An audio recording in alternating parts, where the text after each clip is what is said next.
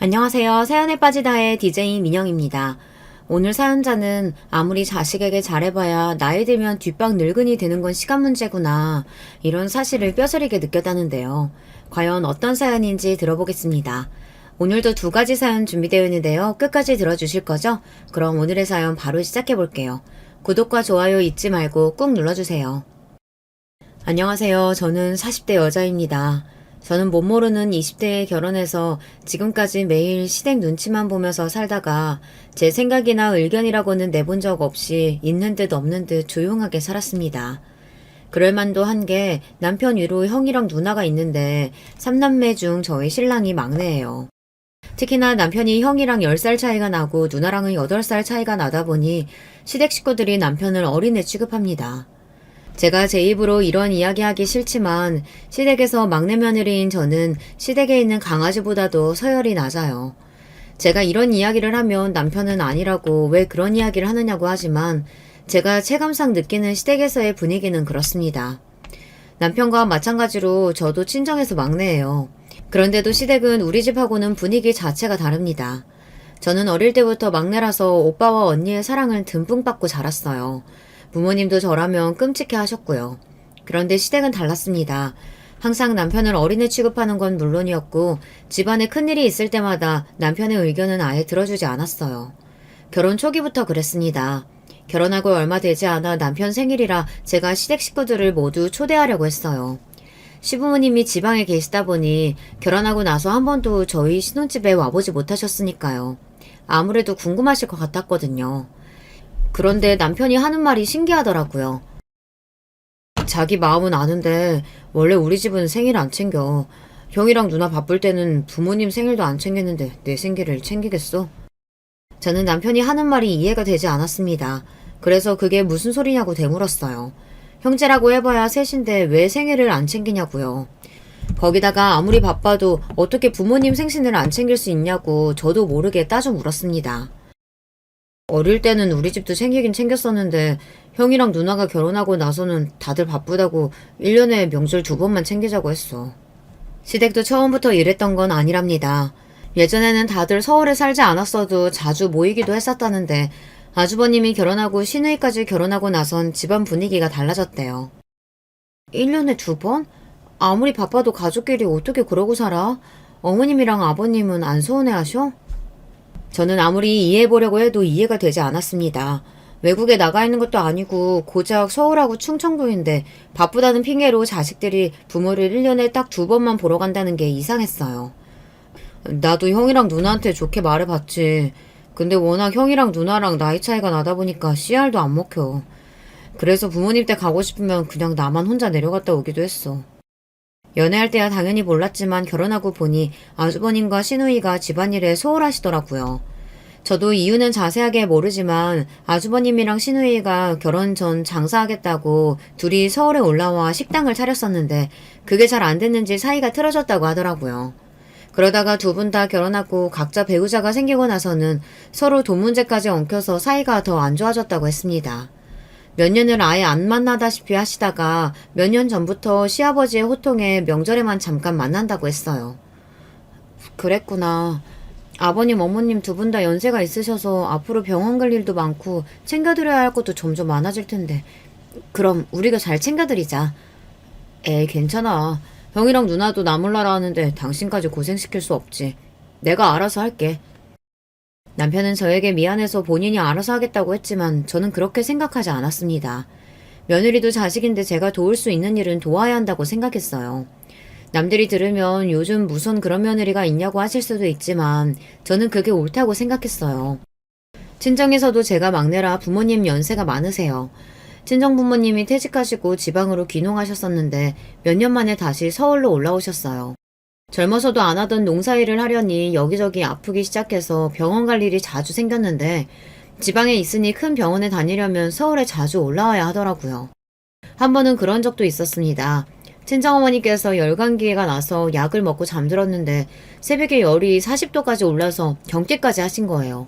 옆에 계시던 친정아버지가 당황해서 곧바로 119에 연락을 했는데도 주변에 큰 병원이 없어서 큰일 날 뻔한 적도 있었어요. 그때 친정부모님은 실컷하고 놀라셔서 바로 시골집을 처분하고 서울로 다시 올라오셨어요. 그때 일을 겪고 나니 어르신들도 연세가 들고 나면 자식들의 보살핌이 꼭 필요하구나 라는 생각이 들더라고요. 병원도 병원이지만 요즘은 다 디지털 시대다 보니 어디를 가나 핸드폰을 필요로 하고 주문조차도 기계로 해야 하잖아요.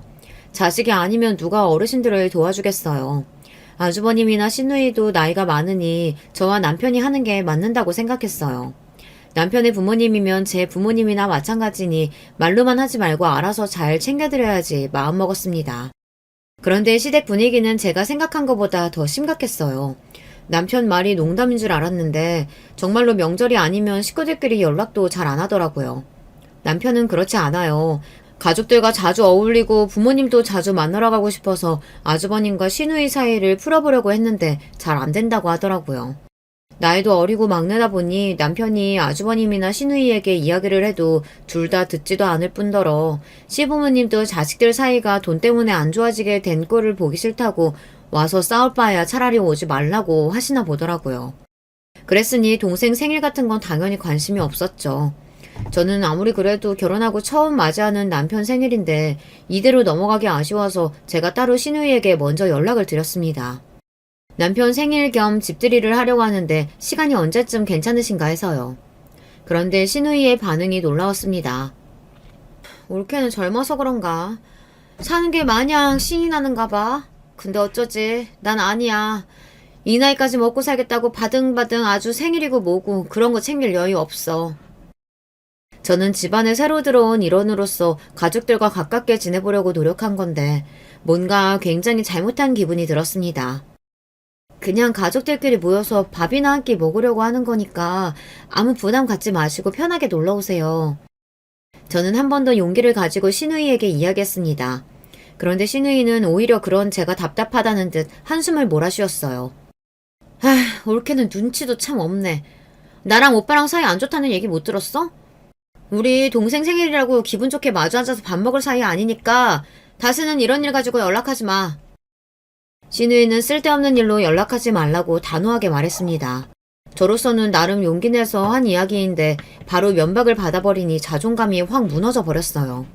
저는 곧바로 아주버님에게 전화하려다가 괜히 긴장돼서 동서인 형님에게 슬쩍 먼저 연락을 했습니다. 그리고 형님에게 남편 생일이라 시부모님이랑 가족들을 다 모아서 집에서 식사 한번 대접하고 싶다고 했어요. 그러자 형님께서 한숨을 한번 몰아쉬더니 머뭇거리다가 말을 꺼내시더라고요. 동서 마음 모르는 거 아닌데 괜한 일 하지 마. 이제 동서도 우리 식구니까 내가 하는 말이야. 우리 시댁 보통 집안 아니야. 동서야 아직 어리니까 형제끼리 돈 가지고 왜 그렇게들 바등바등 싸우나 싶겠지만 이게 다 아버님이 그렇게 만드신 거야. 돈도 많으시면서 매일 꽁꽁 싸매고 한 푼도 안 내놓으시니 자식들이 살기가 힘들어서 그러는 거지. 형님 말에 저는 더 혼란스러웠습니다. 형님이나 시누이나 저보다 나이도 10살이나 더 많고 결혼 생활도 훨씬 더 오래 하셨으니 당연히 제가 모르는 일이 있는 거겠지만 아무리 그래도 부모가 자식에게 돈을 안 준다고 해서 부모든 형제든 다 외면하고 사는 게 맞는 건가 싶더라고요. 결국 저는 아무런 소득도 없이 전화를 끊어야 했습니다. 저로서는 이대로 넘어가기 아쉬워서 남편 생일 전 주말에 충청도에 계시는 시부모님께 서울에 놀러 오시라고 했어요. 아주버님이나 시누이는 제가 무슨 말을 해도 만날 생각이 없으시니 시부모님만이라도 초대해서 시간을 보내려고요. 남편 생일은 즐겁게 잘 보냈습니다. 시부모님도 너무 좋아하셨어요. 특히나 시아버지께서 제가 준비한 식사도 맛있게 드시고 저에게 고맙다고까지 하셨습니다. 서울에 자식이 셋이나 있어도 서울 구경하기가 어려웠는데 우리 막내 며느리가 들어오니 내가 서울 구경도 하고 너무 좋네. 그러게 집도 너무 깨끗하게 잘 꾸며놨고 음식도 맛있다. 우리 아들이 무슨 복이 있어서 이렇게 예쁘고 싹싹한 아내를 얻었을꼬. 남편이 늦둥이다 보니 시부모님께서 연세가 많으세요. 그래서 그런지 남편보다 어린 저를 더 귀엽게 생각해 주시더라고요. 시부모님은 주말 내내 저와 남편과 서울에서 시간을 보내시고는 일요일 저녁 버스로 댁으로 돌아가셨습니다. 그런데 그날 늦은 저녁 생각지도 못한 전화를 받았습니다. 바로 시누이였어요. 시누이는 늦은 시간에 남편도 아닌 저에게 전화해서 어이없는 소리를 했습니다. 결국은 주말에 어머니 아버지 모시고 밥 먹었다며? 올케 그렇게 안 봤는데 사람이 참 영악하네. 올케가 그런다고 뭐라도 떨어질 것 같아? 우리 아버지 독한 양반이야. 이쁜 짓 좀 한다고 콩고물 같은 거 절대 없어. 신우이는 다짜고짜 전화해서 마치 제가 무슨 의도가 있어서 시부모님을 모시고 남편 생일 파티를 하기라도 한 것처럼 이야기하더군요. 저도 그날은 신우이의 무례함에 기분이 상해서 가만히 있을 수가 없었습니다. 형님은 무슨 말씀을 그렇게 하세요? 결혼하고 처음으로 시부모님 좀 집에 초대한 거 가지고 의도는 무슨 의도예요. 저 그런 거 절대 바라고 한 일 아니니까 오해하지 마세요. 결혼 전부터 시누이든 아주머님이든 다들 나이 차이가 많이 나다 보니 저도 어려워서 조심하느라 말도 잘 못하고 매일 우물쭈물했더니만 저를 바보로 알았나 봐요. 자기 마음대로 판단하고 한순간에 사람을 이상하게 만들더라고요. 올케, 자기 되게 웃긴다. 막내는 아버지랑 사이가 좋고 나랑 오빠는 부모님하고 대면대면 사니까 올케가 우리한테 함부로 해도 되는 것 같아? 형님, 제가 언제 그런 식으로 생각했다고 그러세요. 저는 누구보다 시댁 식구들하고 가깝게 지내고 싶어요. 동서가 뭔가 착각하는 것 같아서 내가 말하는 건데 나랑 오빠도 원래부터 아버지랑 이렇게 지냈던 거 아니야. 몇 년 전까지만 해도 우리 아들 우리 딸 하던 양반이라고. 그 놓친 애가. 암튼 나랑 오빠가 지금은 집안에서 찬밥 같아도 올케 하나 상대하는 건 일도 아니니까 괜한 머리 굴리지 말고 조심해. 내가 올케 똑똑히 지켜볼 거니까. 신우이는 자기 할 말만 툭 하고 전화를 끊어버렸습니다. 저는 왠지 모르게 뒤통수라도 한 대 얻어맞은 것처럼 기분이 찝찝하고 안 좋았어요. 그날 있었던 일을 남편에게 이야기했더니 남편도 어이없어 했습니다. 미안해 여보. 우리 누나가 형이랑 가게 접고 사이가 안 좋아지면서 아버지한테 미운 털이 단단히 박혀서 속상해서 그러는 거야. 이해 좀 해줘. 남편은 형이나 누나나 우리랑 세대도 다르고 생각하는 것도 달라서 그러는 거니 저에게 이해 좀 해달라고 했습니다.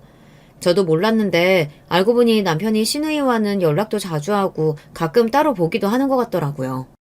누나가 예민한 성격이라 자기가 힘든 건 아는데 형은 몰라도 내가 누나는 미워할 수가 없어. 나 어릴 때 부모님이 바쁘셔서 누나가 나 기저귀 갈고 밥 먹이고 다 했거든. 안 자고 울면 잠들 때까지 업어주고. 남편은 시누이와 어릴 때부터 정이 각별했대요. 시누이가 저에게 자꾸만 싫은 소리를 하는 게 시누이가 남편을 아끼고 걱정해서랍니다. 하지만 제 생각은 달랐습니다. 남편을 너무 쉽게 생각하는 것 같았어요. 본인이야 형제니 사이가 좋든 나쁘든 어려울 게 없어도 며느리인 제 입장에서는 불편할 일이 하나둘이 아니었어요. 저 나름대로는 시댁 식구들하고 잘 보내보려고 노력한다고 했는데도 그 뒤로도 시누이와는 썩 관계가 나아지지 않더라고요. 시누이와는 자주 만날 일이 많지 않다 보니 사이가 썩 좋지 않아도 문제가 없을 줄 알았는데 제가 생각한 것보다 시누이가 더 이상하더라고요. 사람 괴롭히는 방법도 참 여러 가지인 게 시누이는 툭하면 저에게 전화해서 아주버님이나 형님 욕을 하는 것도 모자라 명절이 다가오면 제게 전화해서 명절 계획 같은 걸 물었어요. 내가 생각해봤는데 이번 설에는 올케가 갈비랑 전 좀 해오는 게 어때? 엄마 연세도 많으신데 제사 지낸다고 몇 날 며칠 전부터 휘장 보고 음식 준비하시잖아. 큰며느리라고 있어봐야 시댁 제사고 보고 신경도 안 쓰는데 막내 며느리인 올케라도 며느리 노릇해야지. 시누이는 웬만한 시어머니보다 더 했어요. 시어머니도 저에게 안 하시던 시집살이를 시켰습니다. 저 이번에는 친정에 먼저 들렸다가 내려가기로 해서 명절 당일에나 내려갈 것 같아요.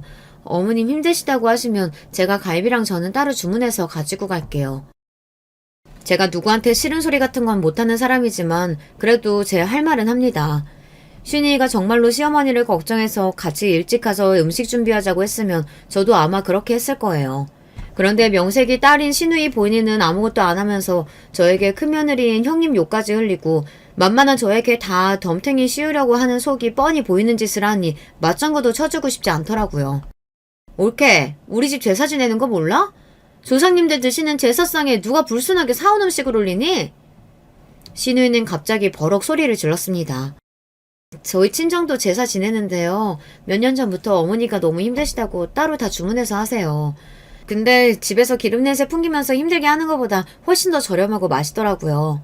제가 어머님께 따로 전화드려서 상의할 테니 형님은 걱정하지 마세요. 시누이에게 더는 잔소리 듣고 싶지 않아 말을 잘랐습니다. 시어머니와 제가 따로 통화해서 알아서 하겠다고 했어요. 그러자 제 말에 심통이 난 시누이가 목소리를 쫙 깔더군요. 이제는 하다하다 10살 넘게 어린 올케까지 날 무시하네. 두고 봐. 내가 가만히 있을 줄 알아? 형님, 저 절대 형님 기분 상하게 하려고 이러는 거 아니에요. 형님이 자꾸 말도 안 되는 거 가지고 꼬투리를 잡으시니까. 신우이는 겪으면 겪을수록 자격지심이 심한 사람이었습니다. 제가 잘못한 것도 없는데 신우이는 제가 무슨 말만 하면 무시한다, 두고 봐라, 지켜보겠다 경고했어요. 우리 착한 막내가 결혼하더니 누나한테 연락도 안 하고 신경도 안 쓴다 했더니만 이제 보니까 올케가 다 뒤에서 조정하고 있었던 거구나. 사람이 미쳐서 팔딱팔딱 뛰겠다는 게 바로 이런 기분을 두고 하는 말이더군요. 결혼하고 신우이 얼굴을 직접 보고 대화한 건 손에 꼽힐 정도였는데 툭하면 전화해서 본인 스트레스를 괜히 저한테 풀어대니 정말 못 살겠다는 소리가 나오더군요. 이래서 내가 결혼하겠다고 처음 집에 데려왔을 때부터 마음에 안 든다고 한 거야.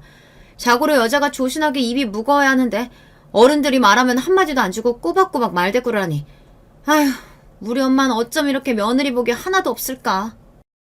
신이는 드디어 정신이 어떻게 된 건지 급기야 할 말 못할 말 구분을 못하고 막말을 해댔습니다.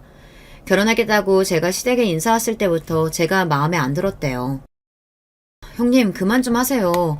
자꾸 시도 때도 없이 전화하셔서 저한테 이러시면 저도 더는 가만히 안 있어요. 어머님 아버님께 다 말씀드릴 거예요. 어머, 내가 뭘 어쨌다고 이래?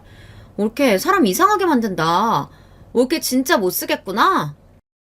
신우이와 이야기하다 보면 금방이라도 제가 미쳐버릴 것 같았습니다. 심지어 신우이와 통화한 날은 남편까지 미워질 정도로 짜증이 났어요. 제가 무슨 부귀영화를 누리겠다고 이런 남자를 만나서 이런 취급을 당하고 있나 후회까지 되더라고요. 남편과 저는 친구 소개로 만나 1년 정도 연애를 하고 결혼했습니다. 남편을 소개한 친구에게 듣기로는 남편이 시골에서 꽤 땅부자인 집안의 늦둥이 막내 아들이라고 했어요. 사람이 있는 집에서 곱게 자란 부잣집 도련님 같기도 하다고요. 저도 속물인 게 그 말에 홀떡 넘어가 소개팅을 하기도 전부터 남편이 마음에 들었습니다. 그런데 주선자가 했던 말이 다 맞았어요. 남편은 땅 부잣집 막내 아들의 성격도 온순하고 착했어요. 연애하는 1년 동안 남편이 사소한데 화내는 모습을 한 번도 본 적이 없습니다. 저도 형제가 많은 집의 막내로 자라서 워낙 성격이 밝고 싫은 소리를 못해요. 그러다 보니 저와 남편은 성격이 잘 맞아서 결혼하고도 부부싸움을 해본 적이 없었어요. 그런데 그런 남편이 시댁에만 가면 신이와 아주버님 때문에 화가 나서 참기 힘들어 하더라고요. 그런데 저도 이해가 되는 게 신이와 아주버님이 심하긴 해요. 1년에 딱 2번 명절에만 만나는데도 시부모님이 있는 앞에서 언성을 높이고 싸웁니다. 싸우는 이유는 항상 돈 때문이에요. 저는 아주버님과 신우이가 동업을 한 줄 알았는데 동업을 한 건 아니고 아주버님이 하는 식당에서 신우이가 일했나 보더라고요. 그런데 신우이가 월급 말고도 자꾸만 돈을 가불해서는 일도 제대로 안 하고 사람들 앞에서 사장 신용까지 하니 아주버님이랑 사이가 안 좋아졌나 보더라고요. 너 그때 가불해서 간 700은 도대체 언제 갚을 거냐? 내가 너 때문에 애들 엄마 볼 낯이 없다 없어. 그때가 언젠데 아직도 돈 이야기를 하고 있어. 내가 돈 있었으면 벌써 갚았지. 없는 걸 어떡해. 아이고 그만 좀 못해? 이것들이 엄마 앞에 두고 뭐하는 짓들이야. 엄마 2년 말하는 것 좀 봐요. 자기가 꼭 갚겠다고 사정사정해서 빌려준 건데 지금 와서 없다고 배째라잖아요. 내가 언제 배째라 그랬어. 오빠가 돼가지고 그 정도도 못 주냐? 그만 안 해. 내가 너희 년놈들 때문에 속이 썩는다 썩어. 동생 보기 부끄럽지도 않아? 혜연아 이따 아버지 앞에서도 그렇게 싸워라. 그랬다가는 너희 둘 다 쫓겨날 줄 알아. 아버지가 돈 좀 달라고 했을 때 척척 줬어봐. 형제들이 그깟 700만 원 때문에 이 난리를 피우겠어? 뭐? 이게 뚫린 입이라고 함부로 말하는 것 좀 봐. 너희 아버지가 돈을 안 줬어? 너희들이 주는 족족 다 날리고 쓸데없는 데다가 쓰니까 다시는 안 주겠다고 한 거 아니야? 제가 시집 오기 전의 일이라 저는 몰랐었는데 알고 보니 시아버지가 처음부터 자식들에게 재산을 안 주려고 숨겨두신 건 아니더라고요. 아주버님이랑 시누이가 결혼할 때 서울에 아파트도 한 채씩 해주고 처음 식당을 열 때 투자도 해주셨는데 둘 다 그걸 다 날렸대요. 아주버님은 식당만 3번 해서 다 망해먹었고 시누이는 전 남편이 사기를 당해서 아파트를 날리고 빚까지 져서 이혼하고도 그 빚을 갚느라 꽤 고생했나 보더라고요. 도와줘도 매번 같은 꼴을 보니 시아버지도 질려서 더는 자식들에게 돈을 주지 않으신 거죠. 저 같아도 그랬을 것 같아요. 저는 몇 번 보지도 않았었는데 아주버님이랑 시누이가 싸우는 꼴을 보면 지겨워서라도 돈이고 뭐고 아무것도 주고 싶지 않을 것 같아요. 그러던 어느 날이었습니다. 생각지도 못한 순간에 시어머니께서 돌아가셨습니다. 시어머니의 죽음이 너무도 허망했던 게 며칠 동안 자꾸 소화가 안 된다고 하셔서 제가 병원에 모시고 갔었는데요. 병원에서 췌장암 말기라고 하더라고요. 원한다면 항암 치료를 해보는데 연세가 많으셔서 버티실 수 있을지 걱정이라고 했죠. 저와 남편은 아무리 상황이 좋지 않아도 병원에서 할 수 있는 치료를 최대한 해달라고 했습니다. 우리 엄마 연세는 많아도 지금까지 크게 아픈 적 없이 건강하셨어요. 항암이든 뭐든 조금이라도 더 사실 수 있는 거면 다 해주세요. 남편은 하루든 한 달이든 어머니가 더 살 수 있다면 뭐든 해달라고 했습니다. 그런데 그런 와중에도 형님과 아주버님은 병원비를 이야기하며 암을 낫게 할 수 있는 것도 아닌데 괜한 고생을 왜 하냐고 했어요. 막내, 너는 의사 앞에서 뭐하러 그런 쓸데없는 소리를 해? 병원에 호구 잡힐 일 있어? 지금까지 건강하게 사시던 양반이 갑자기 암이라는데 그럼 치료도 안 해보고 돌아가시게 놔둬? 자식이라면 뭐라도 해봐야지. 항암을 하든 수술을 하든 뭐가 됐든 엄마가 나을 수 있으면 뭐든 하지. 근데 항암에도 오래 넘기기는 힘들다는데 굳이 뭐하러 늙은이 고생하게 해. 그래, 엄마 보험 줬는데 괜한 병원비 뭐하러 날려? 그럴 돈으로 좋은 거 사드리고 좋은 데 놀러 다니는 게 낫지. 그렇다고 시댁이 없는 집도 아니에요. 아무리 시골이라도 시아버지께서 땅도 많고 재산도 꽤 있습니다. 그런데도 자식들이 어머니 병원비 가지고 벌벌 따니 며느리인 제가 봐도 꼴보기 싫더라고요. 돈도 돈이지만 그래도 하안받으면 암이 작아질 수도 있다는데 해보는 게 좋지 않을까요? 올케가 뭘 한다고 우리 집 일에 나서. 우리 엄마는 딸인 내가 잘 알아. 병원 가는 거 싫어서 웬만큼 아파도 약국에서 약만 사다 먹고 마는 양반인데 죽을 때까지 병원 신세지게 해서 좋을 게 뭐가 있어? 저는 남편 앞에서는 시어머니께서 병원에 가는 걸 누구보다 싫어하셔서 하는 일이라고 했지만 아주버님이랑 형님이 시어머니가 본격적으로 항암 시작하면 본인들이 신경 써서 할 일이 많아지고 돈도 들어가니 항암을 하지 않겠다고 하는 걸 알고 있습니다.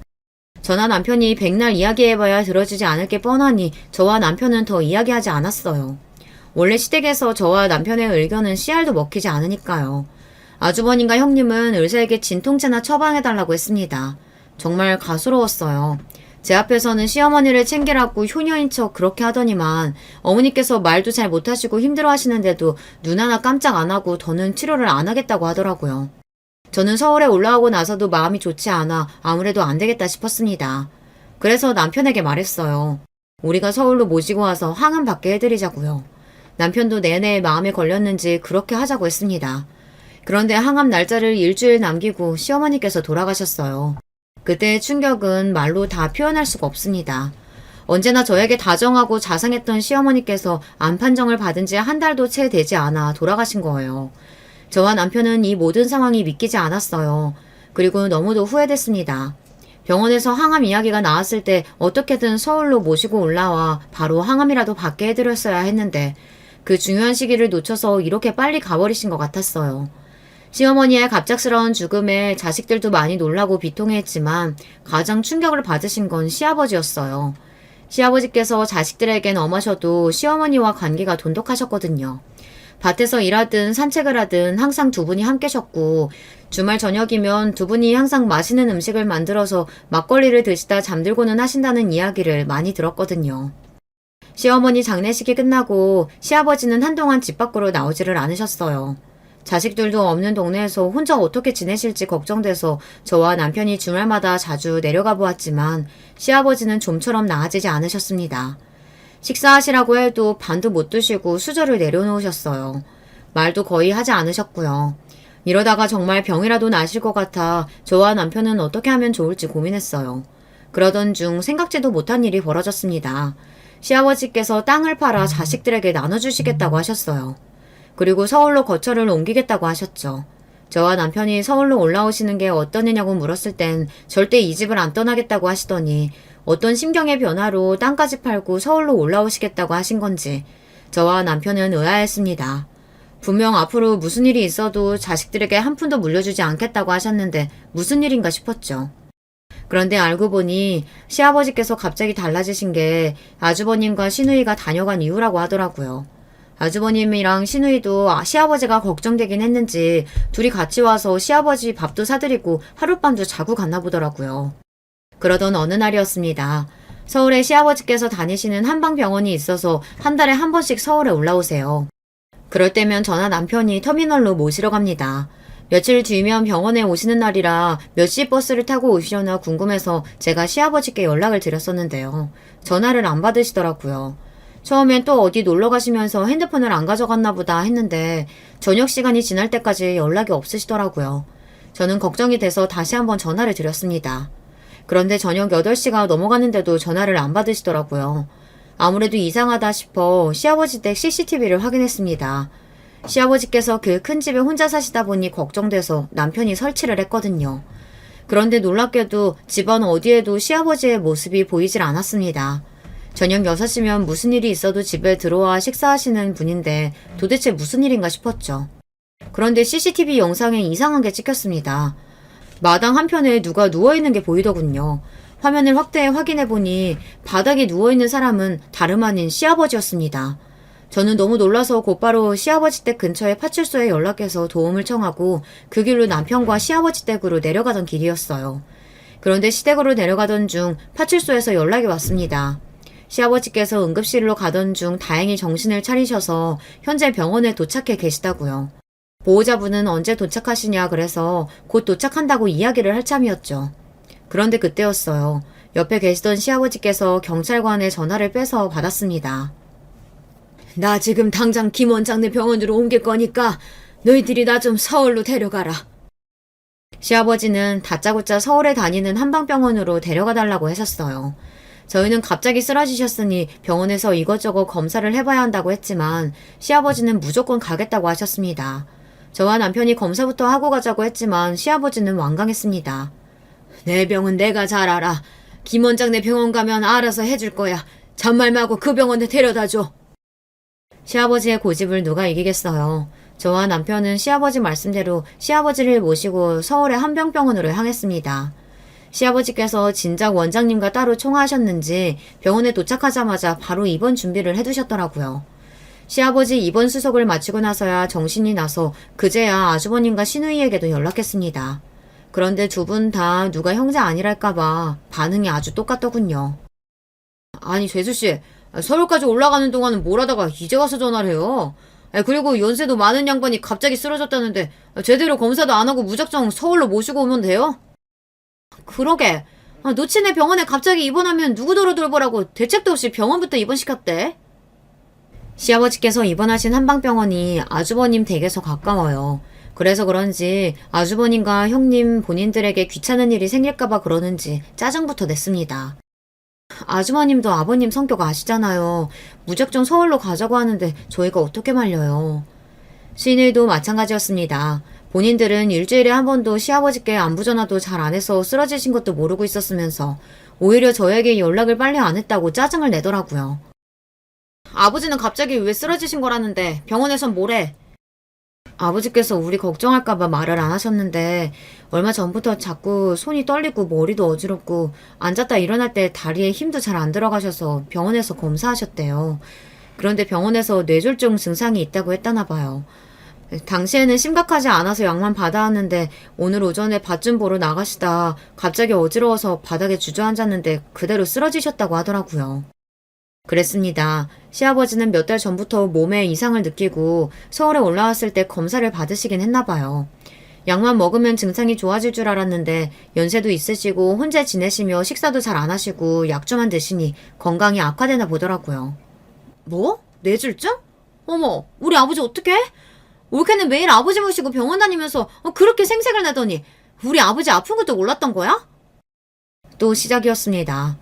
시누이는 시아버지께서 아픈 걸 몰랐냐며 저에게 따져 물었습니다. 시누이의 행동에 기가 차고 어이가 없어서 웃음이 다 튀어나왔어요. 형님, 저도 며느리지만 형님은 딸이에요. 형님이 모르는 걸 제가 어떻게 알아요? 시누이 성격을 모르는 것도 아닌데 저도 괜히 시누이와 실랑이 하고 싶지 않았습니다. 하지만 시댁에 무슨 일이 생겼다 하면 만만한 저에게 지랄을 하니 저는 받아주고 싶지 않았어요. 그렇게 시아버지의 입원 생활이 시작됐습니다. 처음엔 금방 회복하시고 퇴원하실 줄 알았는데 생각보다 시일이 길어졌어요. 문제는 입원해 있는 기간이 길어질수록 시아버지의 상태가 좋지 않았다는 겁니다. 입원한 지 2주가 지났을 때예요. 병원에서 급하게 연락이 왔는데 시아버지께서 상태가 너무 좋지 않으니 가족들이 오셔야 한다고 했죠. 저와 남편이 며칠 전 주말 갔을 때만 해도 눈을 맞추고 대화도 나눴는데 며칠 새 잘 걷지도 못하시고 눈만 깜빡거리고 계시더라고요. 불러도 대답도 안 하시고 가족들도 하나도 못 알아보고 멍하니 허공만 바라보고 계셨어요. 우리 아버지 갑자기 왜 이래요? 왜 날 알아보지도 못하고 눈도 제대로 못 뜨는 건데? 며칠 사이 급격하게 변한 시아버지의 상태에 가족들 모두는 충격에 빠지고 말았습니다. 병원에 입원할 때까지만 해도 말씀도 하시고 가족들에게도 말도 했었는데 며칠 사이 눈도 잘 못 뜨는 건 물론이고 자식들 얼굴도 알아보지 못했어요. 중풍도 중풍인데 뇌경색 증상도 있고 환자분 연세도 있어서 그런지 진행이 빠르네요. 증상이 빠르다뇨? 그러면 아버지 이러시는 게 일시적인 게 아니라 앞으로 더 심해질 거란 얘기예요? 네. 지난 2주 동안 여러 가지 치료를 진행했는데 효과가 거의 미비하다고 보셔야 돼요. 아마 환자분은 빠른 시일 내에 누워만 계시게 될 겁니다. 연세가 많으셔서 더 이상의 치료는 의미가 없을 거라는 원장 선생님의 극단적인 이야기에 남편은 어지러운지 몸을 비틀거렸습니다. 남편의 그런 모습을 처음 본 저도 놀라서 얼른 남편을 부축했어요. 원장님, 저희 아버지 잘 아시잖아요. 갑자기 이렇게 쓰러지실 분이 아니에요. 제발 좀 도와주세요. 남편은 인정할 수 없다며 원장에게 도와달라고 애원했습니다. 저도 잘 알죠. 이 연세까지 운동도 열심히 하시면서 관리 잘 하신 거예요. 하지만 저도 더는 할 수 있는 일이 없네요. 죄송합니다. 바로 얼마 전까지만 해도 시아버지는 80이 넘은 연세에도 새벽이면 일어나서 동네 한 바퀴 산책하시고 가까운 거리는 자전거를 타고 다니실 정도로 건강하셨어요. 그랬던 분이 하루아침에 저렇게 달라지시니 가족들 모두가 당황스러웠습니다. 남편이 끝까지 원장 선생님에게 방법이 없냐고 조르자 몸에 자극을 주는 도수치료는 계속 받을 수 있는데 아마 크게 효과는 없을 거라고 했어요. 그거라도 해주세요. 아버지 전처럼은 아니더라도 자식들 이름은 부를 수 있게 해주실 수 있잖아요. 눈물까지 흘리며 어쩔 줄 몰라 하는 남편을 저는 애써 위로했습니다. 시어머니께서 돌아가셨을 때도 남편은 실신할 정도로 충격을 받았었어요. 저는 혹여나 남편이 또 쓰러지기라도 할까봐 걱정됐습니다. 시아버지에 대한 걱정도 잠시 현실적인 문제에 직면했습니다. 그럼 도수치료라도 더 해보겠다고 원장이 말을 하고 병실을 나가자 간호사가 들어왔어요. 입원 시일이 길어져서 중간 정산을 해야 한다고 하더라고요. 그런데 그때 아주버님도 시누이도 아무도 대답을 안 하고 우물쭈물하고 있었어요. 아주버님도 시누이도 변한 게 하나도 없었습니다. 시아버지의 재산을 받겠다고 알랑방귀 낄 때는 언제고 이제와 시아버지 병원비는 아까운가 봐요. 저는 그 꼴이 너무 보기 싫어서 그냥 제가 간호사를 따라 나갔습니다. 병원비는 제가 결제했어요. 그런데 여기서 끝이 아니었어요. 병원비를 중간 정산하고 병실에 돌아와 보니 가관도 이런 가관이 없었습니다. 어차피 더 치료해봐야 더 달라질 것도 없다는데 뭐하러 병원에 계시게 그냥 퇴원시키자. 그래, 아버지 보험도 없는데 한방병원 1인실이 말이 되니? 그냥 오늘 바로 퇴원시켜서 오빠가 모시고 가. 어머, 고모, 그게 무슨 소리예요? 우리가 아버님을 왜 모시고 가요? 그럼 누가 모시고 가요? 오빠네가 여기서 제일 가깝고 재산도 제일 많이 받아가 놓고. 많이 받기는 너랑 나랑 그래봐야 얼마 차이 나지도 않는데 그게 말이 되냐? 그리고 너 김 원장이 하는 소리 못 들었어? 앞으로 누워서만 생활하게 되실 거라는데 집에 어떻게 데려가? 당장 요양원부터 알아봐야지. 하긴 앞으로 가만히 누워서 똥만 싸고 먹기만 할 텐데 요양원이 딱이긴 하지. 병실에 시아버지께서 버젓이 누워 계신 앞에서 아주버님은 무조건 요양원에 보내겠다는 말을 했어요. 저는 순간 온몸에 소름이 돋는 것 같더군요. 바로 얼마 전까지 시아버지께서 가지고 계신 땅을 물려받겠다고 알랑방귀 낄 때는 언제고 시아버지께서 정신마저 온전치 않다고 하자마자 곧바로 태도가 달라지더군요. 병실 좁고 냄새나서 답답해 죽겠어. 도대체 언제까지 여기서 이야기할 거야? 어차피 요양원 알아보기로 결정 다 한 거니까 그만 집에 좀 가자. 그래. 간병인도 있는데 우리가 여기서 백날 이야기해봐야 뭐해. 나랑 애들 엄마가 바로 요양원 알아보고 비용 이야기해 줄 테니까 다음 달부터 알아서들 3분의 1씩 다 내. 어머, 이게 다 무슨 소리야? 오빠가 장남이라고 땅은 제일 많이 받아갔잖아. 그럼 당연히 요양원비는 오빠가 내야지. 뭐?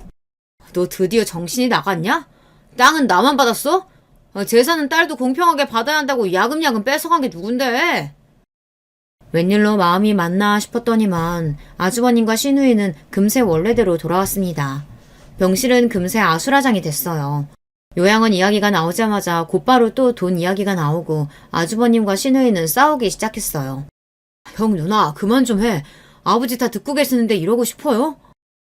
평소 형과 누나에게 싫은 소리 한마디 못하던 남편도 화가 났는지 웬일로 나서서 언성을 높였어요.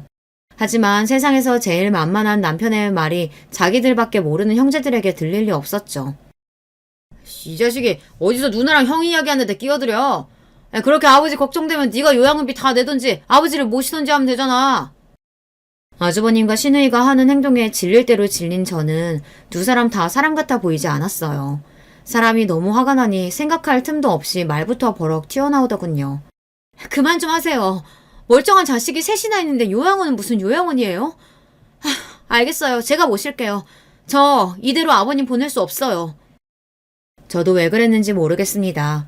바짝 마른 몸으로 눈도 못 뜨고 병실에 누워 계신 시아버지의 모습을 보는데 도저히 발이 떨어지지 않더라고요. 제가 결혼하고 지금까지 돌아가신 시어머니나 시아버지에게 특별히 잘한 것도 없는데 시아버지는 저에게까지 땅을 물려주시겠다고 하셨어요. 물론 재산 좀 받았다고 모시겠다는 건 절대 아니에요. 며느리까지 자식들하고 똑같이 대우해 주시겠다는 시아버지의 마음이 감사하기도 하고 지금까지 시아버지께서 저를 챙겨주셨던 걸 생각하면 앞으로 남은 생 제가 챙겨드려도 되겠다는 생각이 들더라고요. 그런데 그 순간 믿기지 않는 일이 벌어졌습니다. 멍한 얼굴로 병실에 누워만 계시던 시아버지께서 갑자기 침대에서 벌떡 일어나셨어요. 그 모습에 너무 놀라서 순간 시아버지가 좀비로 변하기라도 한 건가 싶었습니다. 그 정도로 놀라서 눈알이 튀어나오는 줄 알았어요. 그런데 더 놀라운 건 시아버지께서 조금 전과는 달리 너무도 멀쩡하게 말을 했다는 겁니다. 내가 이럴 줄 알았다. 니놈들이 변했을 리가 없지. 망할 놈들. 땅 준다고 했을 때는 온갖 가머니설로 사람을 다 휘감아 놓더니만 배은망덕한 놈들. 감히 나한테 거짓말까지 해? 아버지, 분명 준풍이라고 했는데 어떻게 이렇게 멀쩡하세요? 지금 이 상황에 내가 멀쩡한 게 문제냐? 이 자식아! 막내가 내 땅 노리고 잘하는 거라고 애미가 뒤에서 다 조정하는 거라고 하더니만 그래, 내가 애초에 믿지도 않았어. 시아버지의 행동에 저와 남편은 둘 다 눈이 휘둥그레져서 말문이 턱 막혔습니다. 시아버지는 멀쩡해도 너무 멀쩡했어요. 어찌됐든 다 떠나서 너무 다행이다 싶었습니다. 그때였습니다. 너무도 멀쩡하게 저에게 다가온 시아버지께서 저와 남편의 손을 지그시 잡았어요. 저 년놈들이 헛소리해서 하마터면 내가 깜빡 속을 뻔했지 뭐냐. 고맙다 우리 아들 우리 며느리. 이제 나한텐 너희뿐이다. 저는 도대체 이게 다 무슨 일인가 싶었어요. 그런데 알고 보니 시아버지께서 다 꾸민 일이라네요. 알고 보니 시아버지께서 갑자기 서울에 올라오겠다고 하신 게 아주버님과 시누이의 작품이었더군요. 시어머니께서 돌아가시고 나서 장례식장에서부터 아주버님이랑 시어머니가 둘이 짝짝꿍을 하더니만 어느새 다시 가까워져서는 같이 식당을 다시 하려나 했나 봐요. 그것도 이번엔 아주 작정하고 크게 말이죠. 아주버님이나 시누이나 둘은 자금이 없으니 이 김에 시아버지에게 땅을 팔게 할 작정으로 남편과 저를 이용한 겁니다. 아버지, 저도 막내에 대해서 이렇게 말하고 싶지는 않은데 애가 장가가더니만 아주 이상해졌어요. 제가 괜히 분란 만드는 것 같아서 차마 말씀 못 드렸는데 어머니 돌아가시기 전에 병원에서 항암하면 어머니 좀 더 사실 수 있다고 했는데도 그걸 글쎄 우리한테도 일절 이야기 안 하고 더 방법 없다고 그냥 약만 드시게 한 거더라니까요. 뭐? 그게 진짜야? 아버지, 우리가 이런 거 가지고 거짓말을 뭐하러 하겠어요. 우리도 어머니 돌아가시고 나서야 알아서 얼마나 속상했는데. 말도 안 돼. 우리 순진한 막내놈이 그럴 리가 없어. 우리 막내가 어디 그러래야. 아버지가 예뻐하는 그 막내 며느리가 우리 착한 막내 뒤에서 다 조종하는 거지. 그 여우 같은 것들이 아버지한테도 괜한 짓 하기 전에 이제 현실을 보시고 자식들 말 좀 들으세요. 이참에 시골집이며 땅 다 팔고 서울로 올라와서 자식들 곁에 사시면 아버지도 좋잖아요.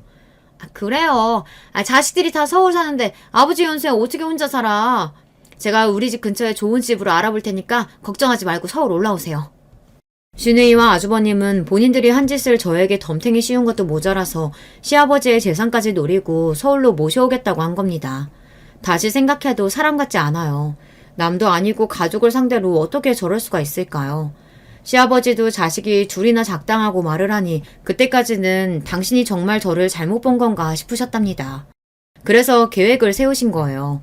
어차피 죽으면 다 자식들에게 남기고 갈 재산, 조금이나마 아버지인 당신을 생각하고 멀쩡한 자식에게 남겨주겠다 마음먹은 거죠. 그래서 이런 말도 안 되는 일을 꾸미신 거예요. 평소에 친분이 있던 한방병원 원장님께 부탁해서 본인이 중풍에 걸려 쓰러진 것처럼 연기하신 겁니다. 본인이 손 하나 까딱 못하고 정신도 없이 누워만 있으면 자식들이 어떻게 하는지 지켜보신 거죠. 진실을 모두 알게 된 시아버지는 그날로 아주버님과 시누이에게 주기로 했던 땅과 재산을 모두 다시 빼앗았습니다. 너희는 내가 오늘 당장 죽어도 내 돈 10원 한 장 못 가져가니까 그렇게 알아. 아버지 왜 그러세요? 제가 잘못했어요. 한 번만 용서해 주세요. 이거 제 생각 아니에요. 순자 전현이 이렇게 하자고 한 거예요. 뭐야? 내가 언제? 아버지 저 새끼 다 말 뻥이에요. 아버지 제 맘 아시죠? 아주버님과 시누이는 끝까지 가관이었습니다. 50을 훌쩍 넘긴 나이에 도대체 뭐 하는 것인지 모르겠어요. 그날 이후 시댁에는 많은 변화가 있었습니다. 시아버지께서는 모두 다 정리하고 서울로 올라오셨어요. 저와 남편은 저희가 모시겠다고 했는데도 시아버지는 한사코 거절하셨습니다. 너희 시어머니 돌아가셨을 때 이미 우리나라에서 제일 좋다는 실버타운 계약해뒀다.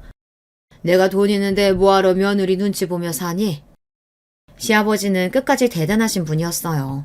그리고 실버타운에서 지낼 돈만 남기시고 나머지 재산을 모두 다 막내인 저와 남편 그리고 아이들에게 남기셨습니다. 단 시아버지께서 돌아가시고 나서도 시어머니와 당신의 제사를 누구보다 상다리 휘어지게 차려달라고 하셨어요. 현재 시아버지는 실버타운에 입주해 잘 지내고 계세요.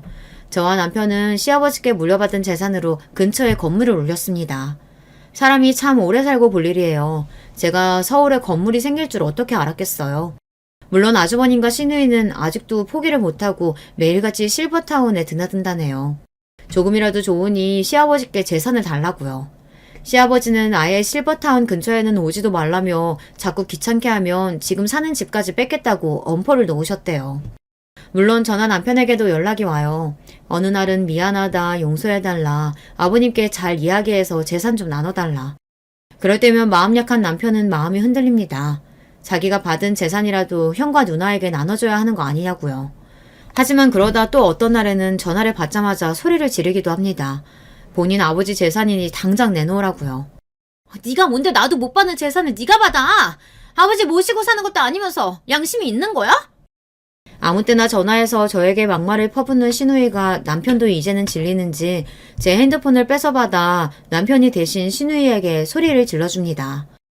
누나야말로 양심이 있냐? 그런 짓까지 버려놓고 어떻게 우리한테 전화할 수가 있어? 자꾸 이러면 아버지한테 말해서 누나 집까지 뺏을 거니까 다시는 전화하지 마. 남편처럼 마음 약한 사람이 진심으로 한 이야기는 아니겠지만 그래도 그날 이후에는 시누이에게 연락이 오지 않았어요. 저러다 또 속이 뒤틀리면 저에게 전화하겠지만 상관없습니다. 저는 이제 그러려니 해요.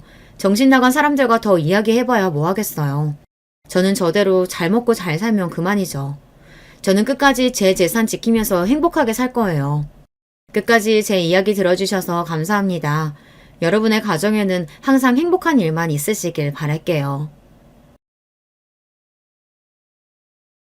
여러분 안녕하세요.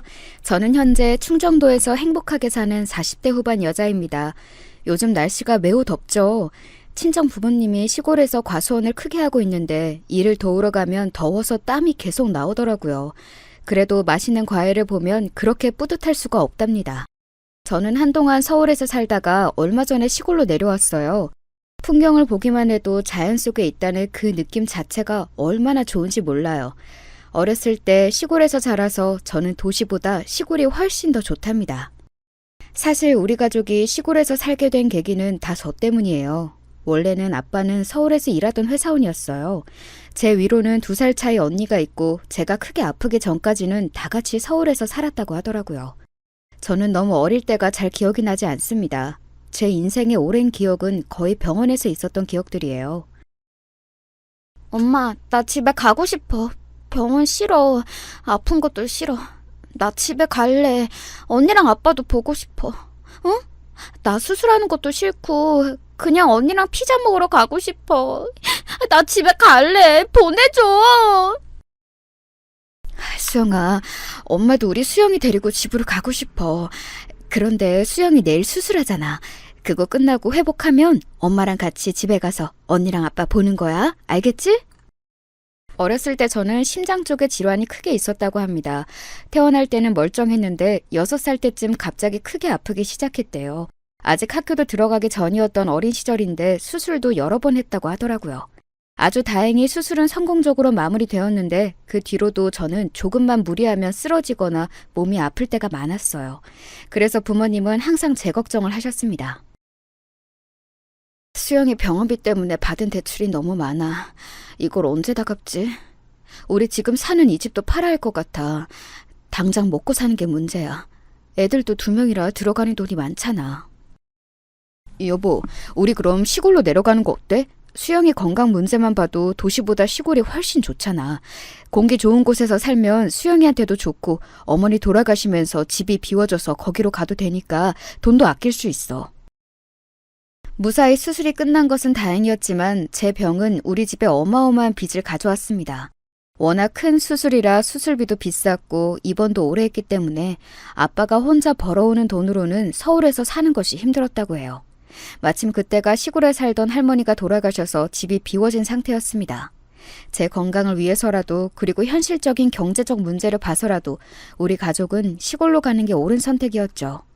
그렇게 시골로 내려간 저희는 행복하고 소박하게 살았습니다.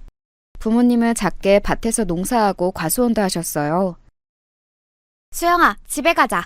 오늘 엄마가 학교에서 집에 오면 간식으로 수박 잘라놨다고 했어. 그거 먹고 언니랑 계곡 가서 물놀이 하자. 지혜야, 너도 갈래? 좋아. 언니 지혜랑 범수도 같이 가자. 계곡에서 놀다가 잠자리도 잡으러 가자. 나 너무 신나.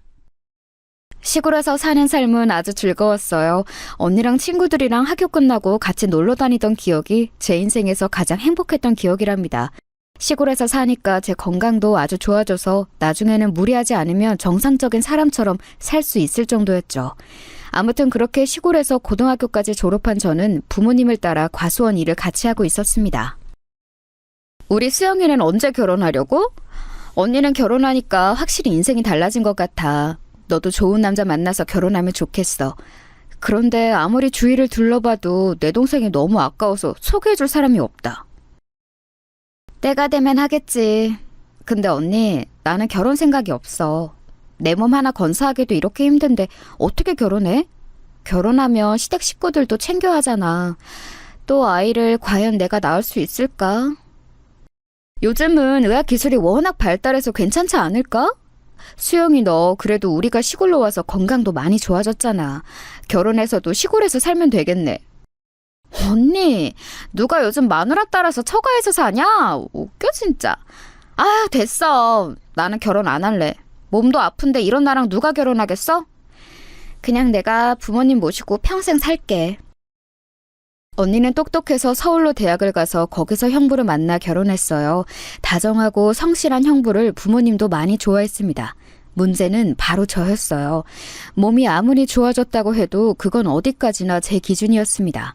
많이 봐줘야 정상인 수준이었고 조금만 무리해도 얼굴색 자체가 변했거든요. 부모님 농사와 과수원 일을 돕다 쓰러진 날도 아주 많았습니다. 그래서 부모님은 오히려 제가 결혼해서 집에 있는 것을 원하셨어요. 수영아, 엄마가 선자리 알아왔어. 여기 나가봐. 저쪽 마을 은행 다니는 사람 아들인데 괜찮대. 키가 조금 작고 못생기긴 했는데 그래도 사람의 된데미가 중요하잖아. 알지? 아유, 나는 결혼 안 해도 된다니까. 그냥 이렇게 엄마랑 아빠랑 평생 살 거니까 그런 줄 알아. 엄마는 내가 평생 모시고 산다고 해도 왜 싫대? 웃겨. 필요 없다고 했지. 엄마랑 아빠가 너보다 더 튼튼하고 사진 멀쩡한데 뭘 모셔? 그냥 평범하게 결혼해서 가정주부를 살아. 응? 엄마는 네가 평온한 인생을 살길 바란다고.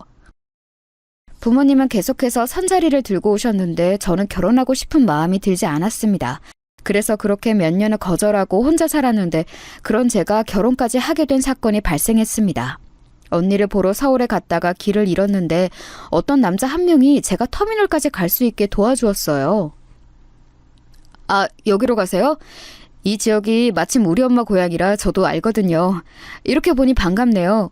이것도 인연인데 우리 커피라도 한 잔 마실래요? 아, 네, 좋아요.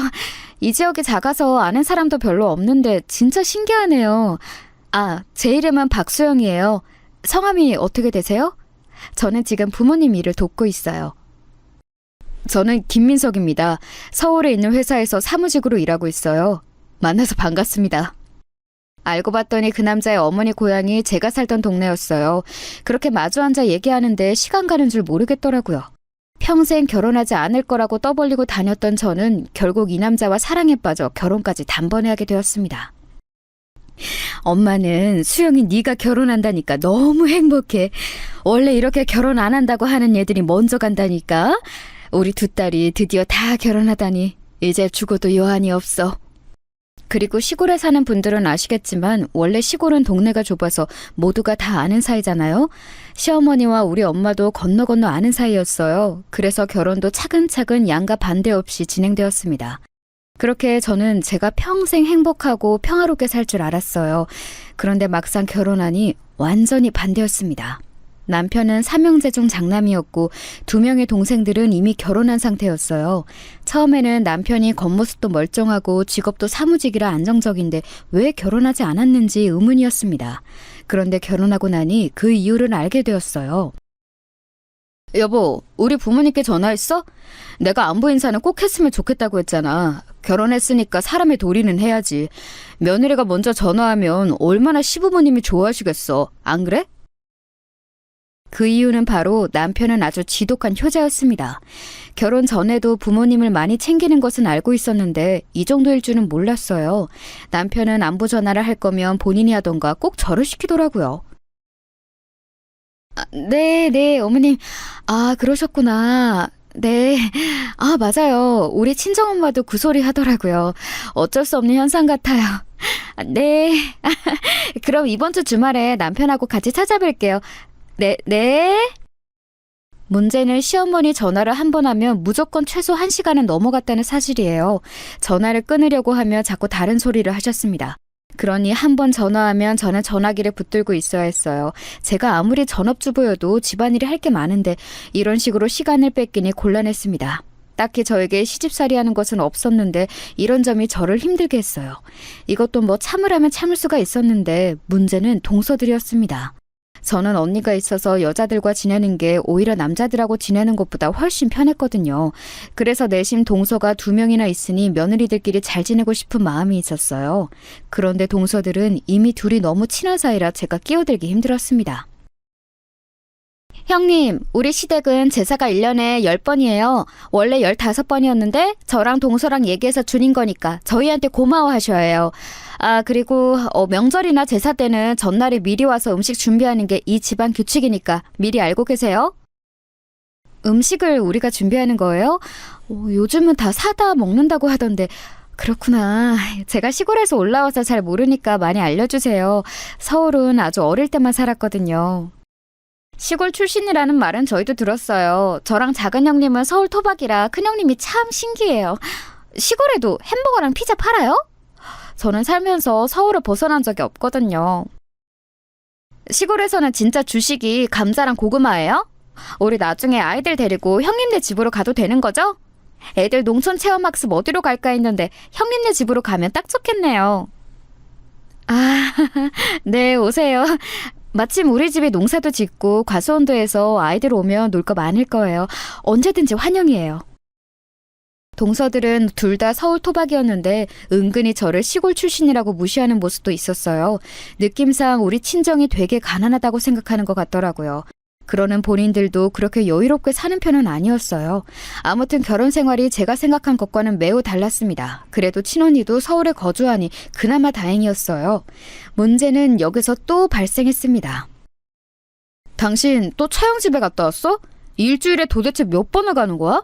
내가 그렇게 우리 집에 가자고 할 때는 피곤하다고 하더니 처형집은 왜 이렇게 자주 가? 언니가 나 기력 보충하라고 백숙 먹으러 오라고 해서 다녀왔어. 당신 것도 챙겨줘서 그거 들고 오느라 힘들었어. 시댁도 일주일에 한 번은 가잖아. 처형 집에 갈 시간에 우리 부모님 얼굴도 보고 와. 우리 엄마도 당신 먹으라고 반찬 많이 챙겨주잖아. 이런 시어머니 또 없다? 알겠어. 내가 시댁에 자주 가는 것처럼 당신도 우리 친정에 얼굴 비추고 그래. 매번 나만 효도를 하는 것 같잖아. 우리 부모님도 당신 얼굴 보고 싶다고 하더라. 나는 일하느라 바쁘잖아.